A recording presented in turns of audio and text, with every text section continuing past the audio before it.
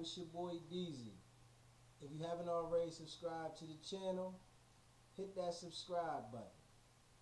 Hit that like button and share this video. The YSL trial has took a turn. The judge abused his power so much that he took it upon himself to have the secret meeting with the witness without notifying the defense. For what purpose? We don't know, but we only can speculate that it was to make sure that Lil Woody testifies.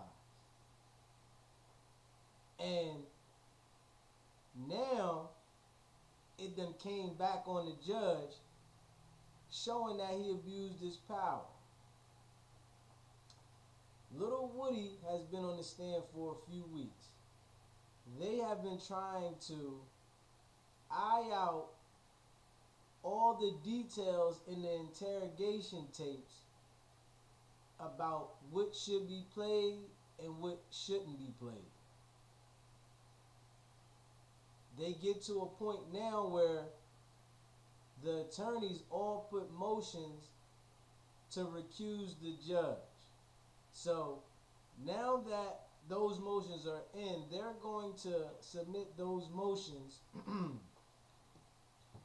to another judge for review, and another judge is going to make that decision. And if it was that judge that did the review on all the co-defendants that had the case separated, he seems like a pretty straightforward judge, and I would think that he would remove the judge because he knows that this judge shouldn't have had the meeting without the defense being notified and having the ability to be present. And when these attorneys first brought this attention to this judge, the judge thought he was going to brush it off and thought that he was going to be able to put that scared tactic in the Young Thug's lawyer and tell him, you need to tell me where you got this information from, or I will be sending you to jail for contempt. You got 5 minutes. And Young Thug's lawyer held up. He said, I'm not telling you anything. We got this information and this is what it is. I want to know why you as a judge, you didn't inform me of this meeting. And the judge didn't like that. And I know that the judge feels the heat from this situation. No matter if the judge did anything out of pocket in the meeting is something that you can talk about afterwards, but the main fact is, why did the judge have the meeting without the defense being notified? That's the main thing. So I'm gonna play this hearing and this clip from the hearing, where the judge is explaining what's going on and why the trial is at a halt right now. So I want y'all to check this out.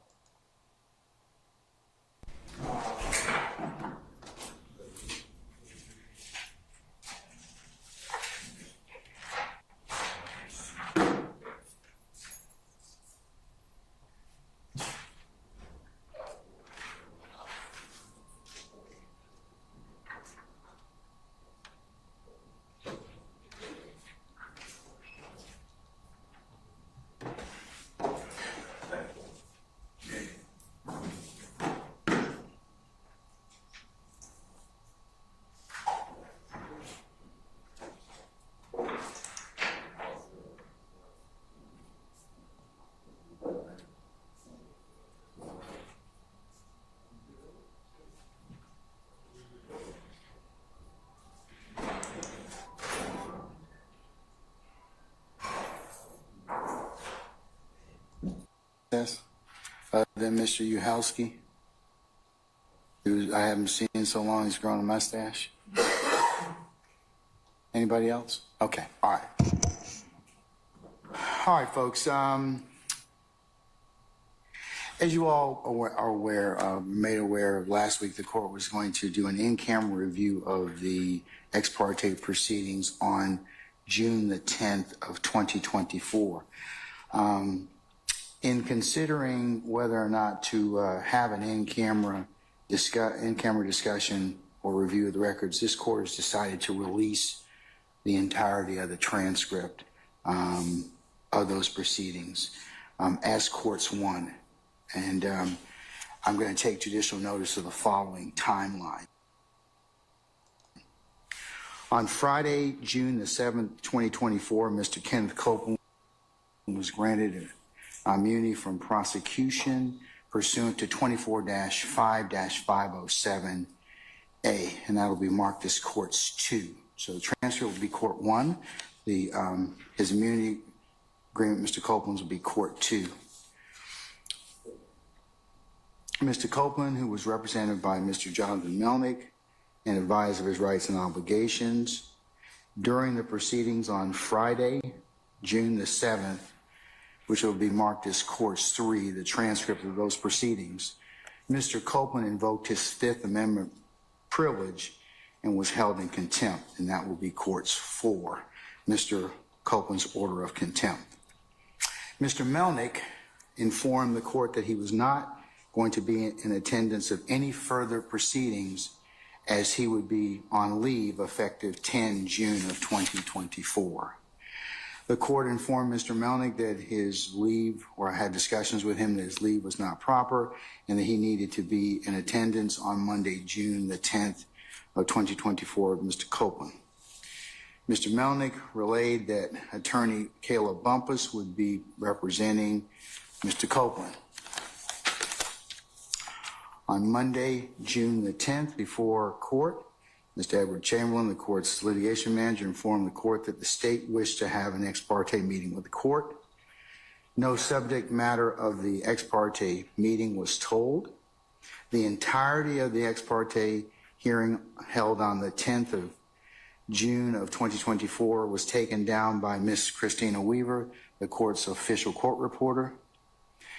This ex parte hearing was held in chambers starting at 9:10 a.m.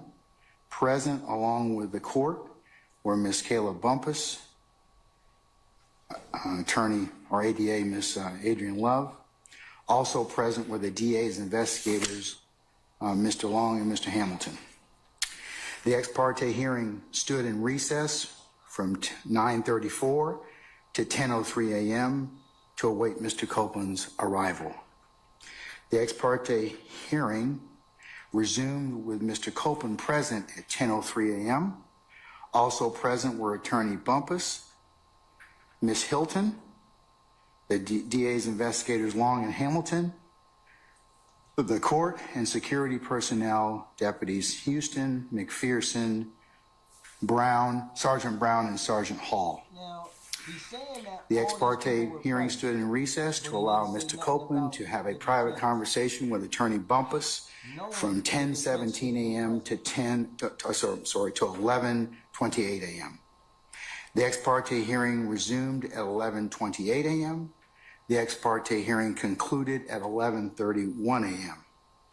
The court arrived in courtroom 1C at 11:49.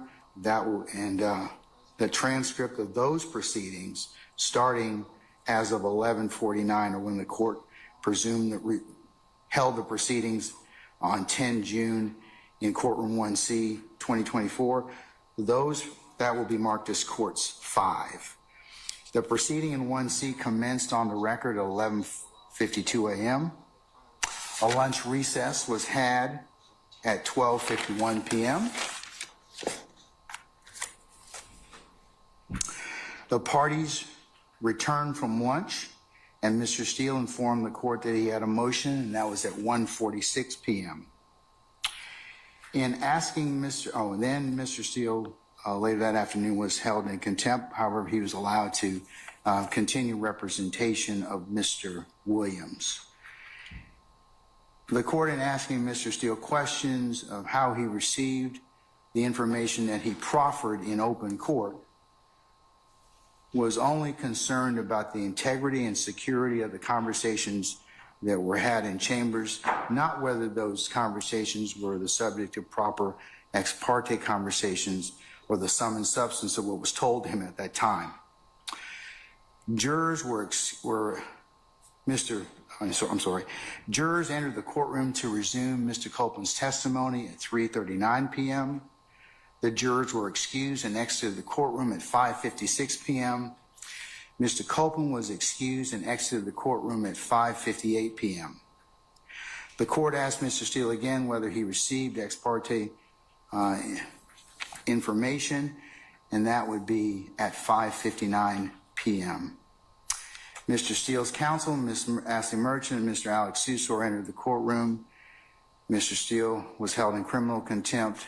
That order of that contempt will be marked as Court 6, and the proceedings concluded at 7:41 p.m. The court further takes judicial notice of the following statements proffered by Attorney Steele, Brian Steele, in open court upon information and belief stated to the court, which are still unknown. There are 6 assertions that Mr. Steele proffered in front of the court. Those are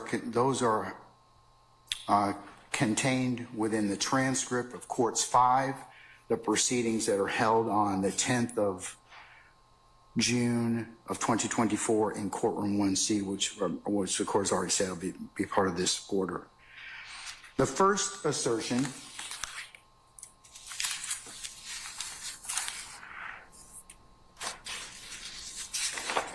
and the transcript bears out exactly what Mr. Steele said, so the court is paraphrasing the 6 assertions that Mr. Steele made.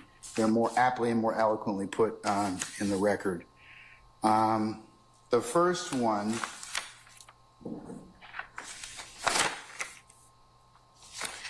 involves his concern that supposedly in chambers, this honorable court reporter, court at times, district attorney or district attorneys before the DA's office, as well as investigators, sheriff, and deputies, Mr. Copeland and his counsel met together.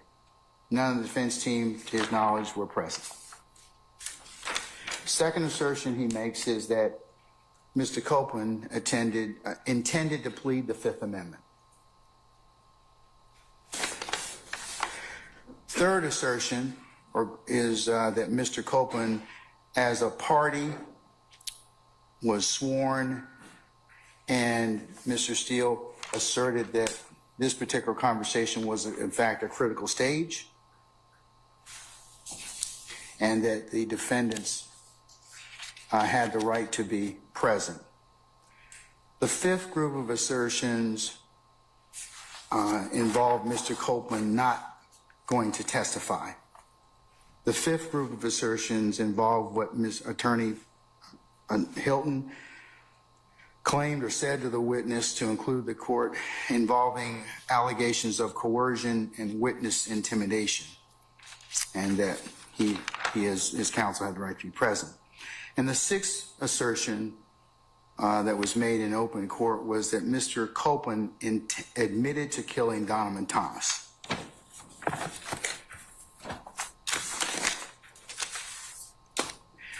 At some point after Mr. Steele was held in contempt by this court, in the afternoon of June the 10th, it was brought to the court's attention, not at the court's request, by security personnel that video footage of what occurred outside courtroom 1C shows the interactions between Ms. Bumpus, Mr. Steele, Mr. Adams, and Mr. Sharp.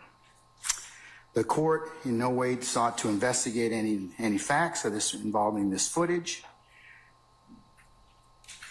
and it only considered it for the security and timeline of events that occurred on June the 10th of 2024.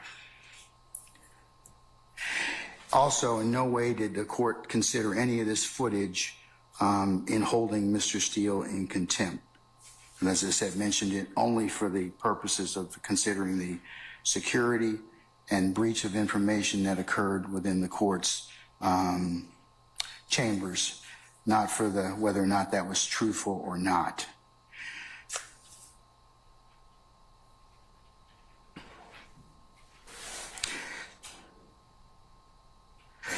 Mr. Steele makes further made three assertions on the 10th of June of 2024.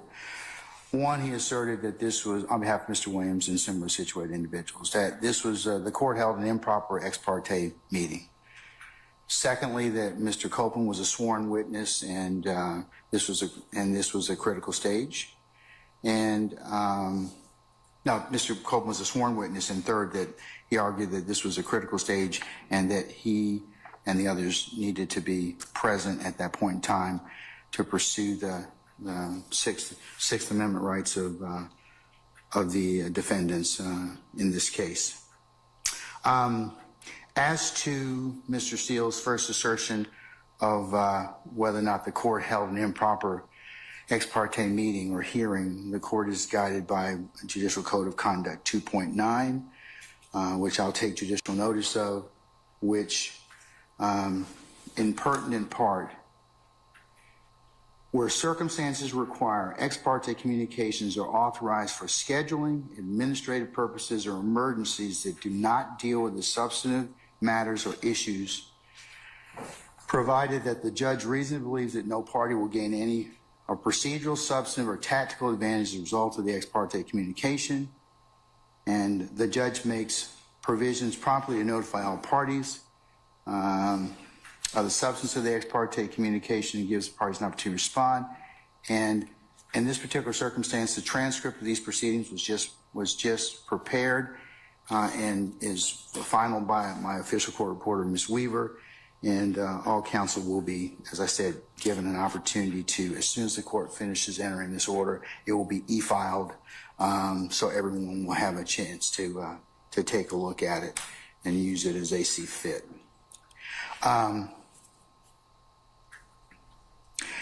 In this particular, and then the last part of 2.9 before the court goes on, if involves in pertinent part, if a judge inadvertently receives unauthorized ex parte communication bearing upon the substance of the matter, the judge shall make provision promptly to notify all parties of the substance of the communication and provide the parties with a reasonable opportunity to respond.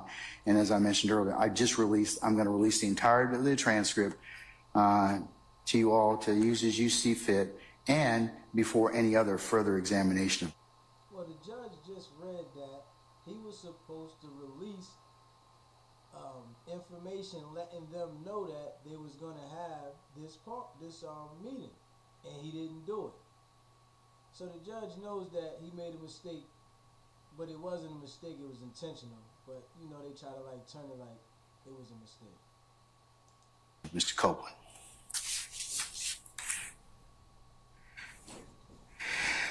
I'll address the issue of the emergency nature of this particular hearing or this particular conference in front of the court. Is that this involves the state's concern as to what Mr. Copeland was in fact told by his counsel, Mr. Melnick, and his understanding of the immunity agreement pursuant to 24-5-507. And that the conversations that were had and the transcript will bear out that no tactical or other advantage or any testimony that was stated during that particular hearing would be anything other than the court and or the state communicating, along with Ms. Bumpus, his lawyer, who was there the entire time, his witness's understanding of his immunity agreement. In consideration of this emergency nature, the court has taken into account a couple of cases I'll cite for the record. One of them is United States versus Adams, and that's 785 F. 2nd 917, decided in March the 31st of 1986. In pertinent part, presence of the accused. Although an ex parte conference to discuss threats against the witness is proper, district court must ensure that the conference is carefully conducted so no rights of the defendant are threatened. presence of the accused, ex parte conference between judge, prosecutor, and government witness to discuss refusal of witness to testify because of his fear of reprisal was not improper, where substance of the inculpatory testimony was never discussed and the entire conference was transcribed. And in Adams, the appellants contend that the ex parte conference was improper and it violated their due process right to a fundamentally fair trial. We agree with appellants that ex parte conferences should occur, but rarely, especially in criminal cases. This does not mean, however, that such conferences are unconstitutional. Indeed, some situations the trial judge may find an ex parte conference necessary. We cite La Chapelle, and that's LACHAPPELL versus Moran at 699 F. 2nd 560. It's a First Circuit case from 1983 where the court cites, in the exercise of the court's residual power to ensure a just trial, protect jurors and witnesses, a judge may, in rare circumstances, feel it necessary to confer with a juror or witness on the record, but outside the presence of others, including the defendant. One such conference may be where a juror or witness, having been threatened, wish to speak with a judge privately about a threat. A witness may not feel free to discuss any threats in presence of the defendant or even counsel for the defendant. We agree that the First Circuit, that an ex parte conference is appropriate in that situation. They see United States versus Arroyo, and it's ANGULA. It's at 580 F. 2nd 1137, pinpoint 1142, 1142, and 1141, 1142, Second Circuit case. So by the judge reading this case law right here, it makes me think that the judge is trying to insinuate but not tell the court that Woody was saying that he was scared to speak in front of these people. So, and that gave him the reason to have the meeting without the defense terms.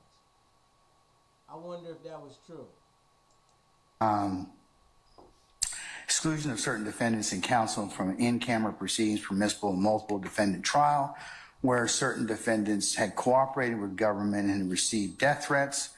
And then you've got a citation for that being 439 U.S. 913. Although an ex parte conference discussed threats against witnesses proper, the district court must ensure that the conference is carefully conducted so no rights of the defendant are threatened. In this case, the court followed procedures to ensure the conference was fair. First, at no time was the substance of Pooley's inculpatory testimony discussed. And second, the entire conference was transcribed. And that's United States versus Watchmaker at 761 F. 2nd 1149, 1985. Ex parte conference with frightened juror properly were transcribed and the judge's comments carefully framed. This court goes on to say in Adams, two aspects of this conference, however, disturbing. First, when the prosecutor began to impress upon the witness the distinction between being paid for testimony and afforded protection, the trial court should have called the conference to a close. The portion of the record quoted above indicates an attempt by the prosecutor to coach the witness on how to answer questions about inducements from his testimony. The court had already learned all it needed concerning the witness's fears and the prosecutor's plans for protection, there being no reason to participate in such coaching. Second problem occurred where Pooley took the stand. Defense counsel inquired about what inducements had been given for Pooley's testimony, and the prosecutor and Pooley both indicated the promise was the prosecutor would seek to enroll Pooley in witness protection program if he were in fear of his life. Neither related to the prosecutor's pledge to seek immediate protection for Pooley should it be necessary. The exchange occurred before the court, and the court should have made sure that the inducements made as in the ex parte conference were completely and precisely disclosed. Similarly, in this matter,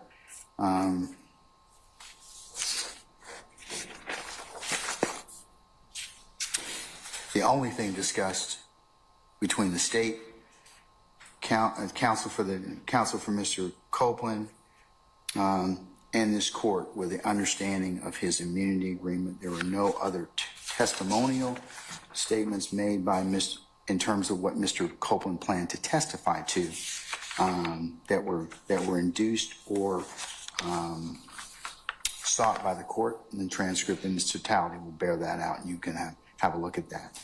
The court's also considered Bruner versus the state. That's 302 Georgia at 6, and this relates to the right to be present and what is defined as a critical stage and under the Sixth Amendment.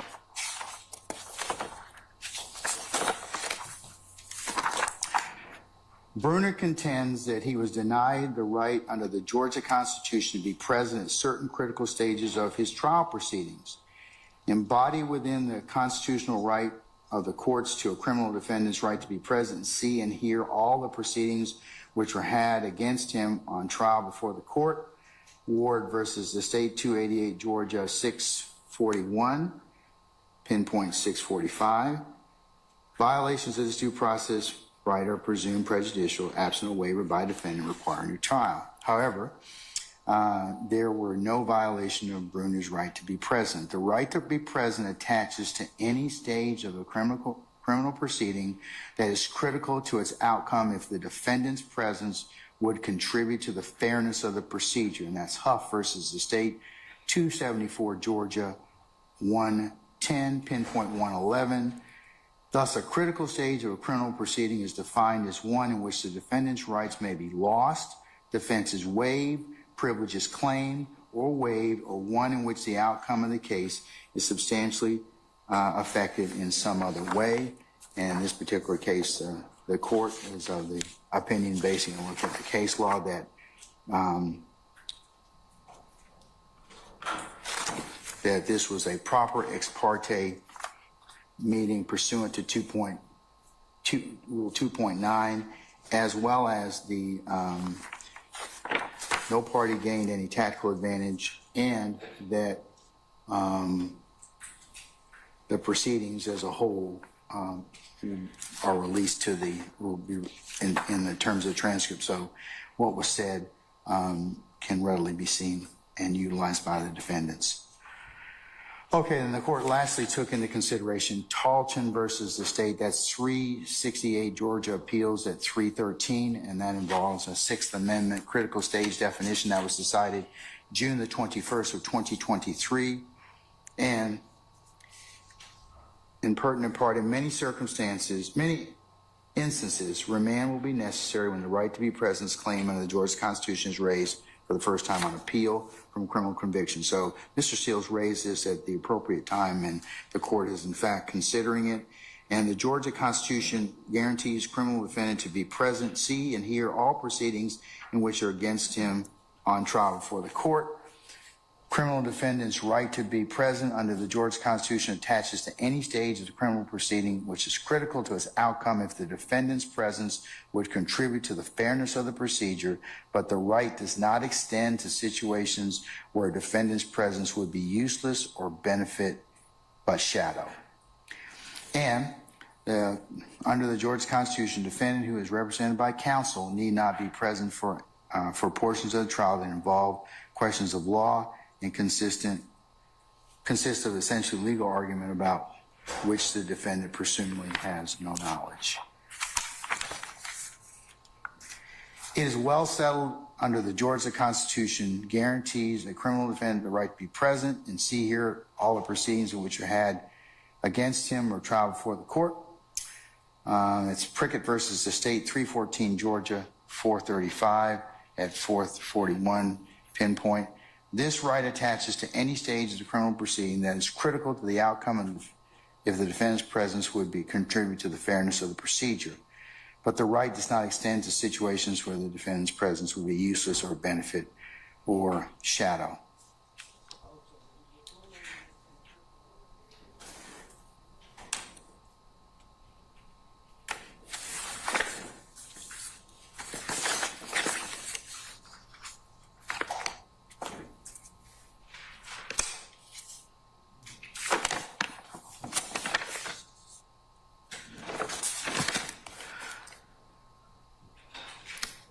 The court further takes no position on whether Attorney Bumpus disclosed confidential or attorney-client matters. The court takes no position on whether Attorney Bumpus violated the duty of candor to other counsels involved in this case. These two questions can be resolved by the State Bar of Georgia and or our Supreme Court. The court further takes no position on whether Mr. Steele, his use of the June 10th proffered information, as his use on behalf of Mr. Williams falls within our guidelines as set forth in the Georgia Rules of Professional Conduct.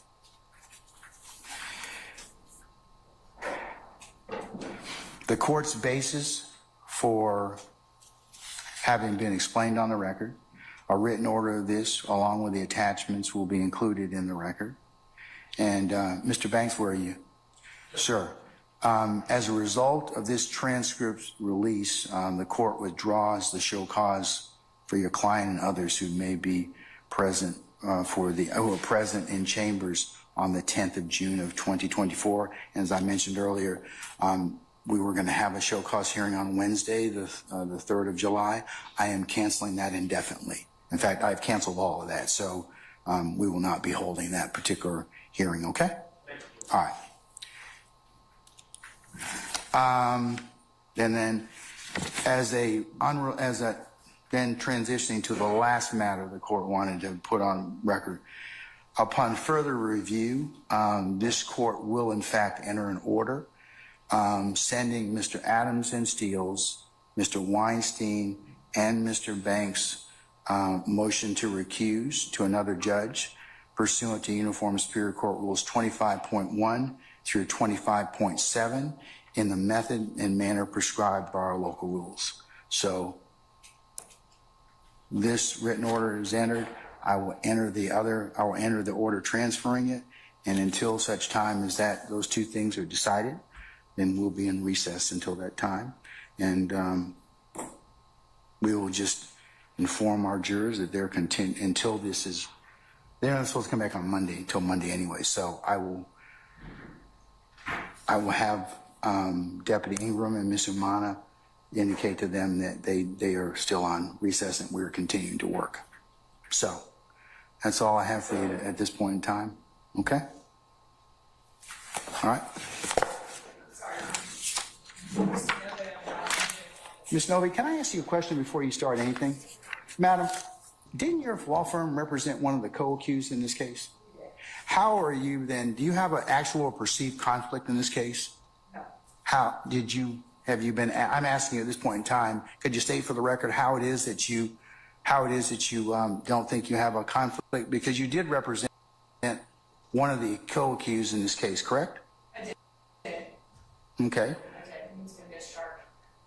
Your Honor, this has absolutely nothing to do with my representation of Sergio Kitchens.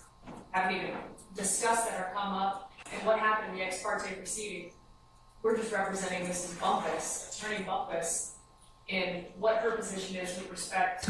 Is that on mute? Yeah, you're good now. Yeah. With respect to this court.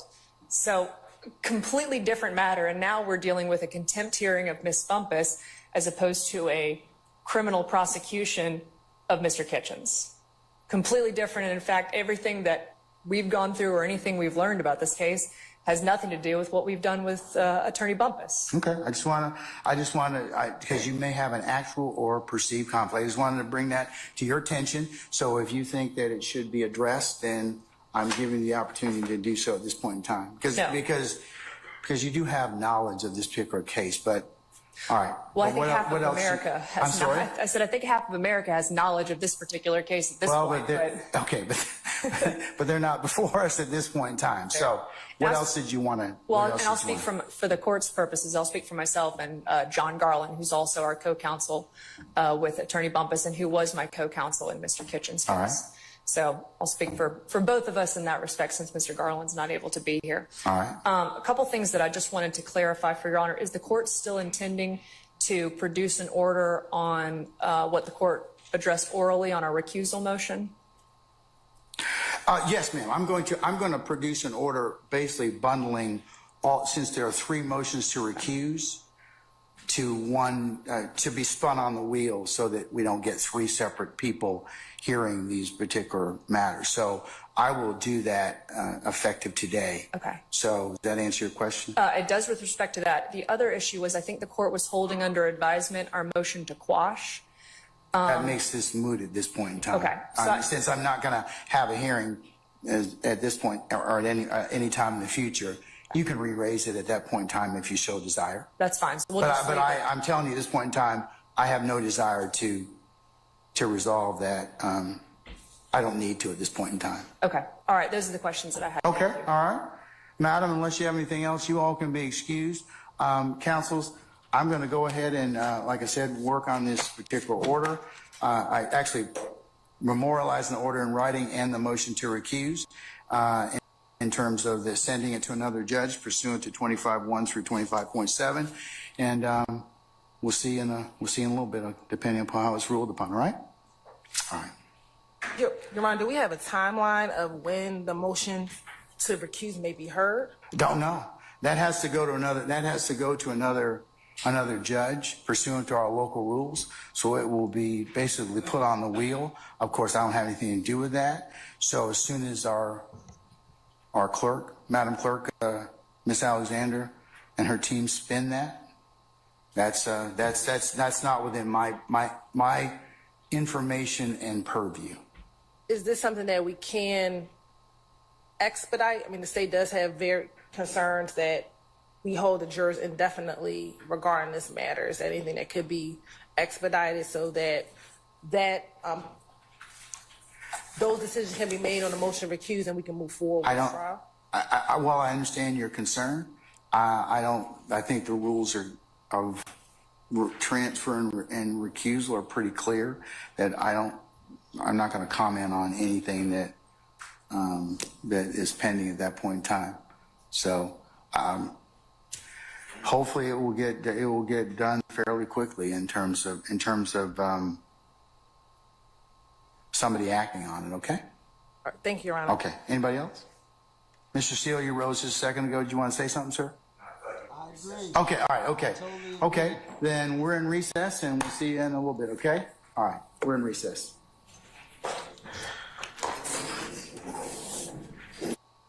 I agree. I agree.